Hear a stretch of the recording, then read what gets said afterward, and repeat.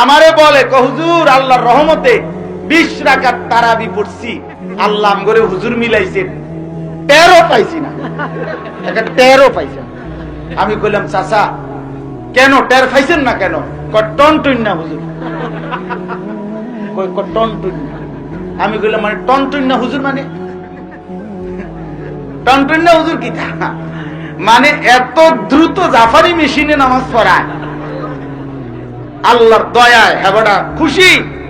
20 রাকাত তারাবি, 3 রাকাত বিতির, 4 রাকাত ফরজ, 2 রাকাত সুন্নত, এত কিছু পড়ছে, টের পায় না। এটা কি নামাজ? কি মেশিন লাগাইলেন এটা? জাপানি মেশিন।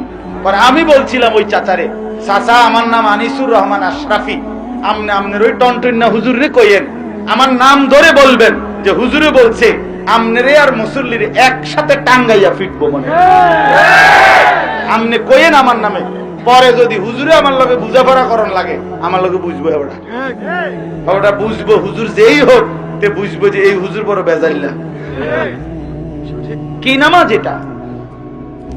শুনেন এবার হাদিস, আবু দাউদ শরীফের হাদিস। আল্লাহর নবী সাল্লাল্লাহু আলাইহি সাল্লাম বলছেন, তিলকা সালাতুল মুনাফিক, তিলকা সালাতুল মুনাফিক, তিলকা সালাতুল মুনাফিক। আল্লাহর কসম নবী 3 বার বলছে, ওই নামাজ মুনাফিকের নামাজ, ওই নামাজ মুনাফিকের নামাজ, ওই নামাজ মুনাফিকের নামাজ।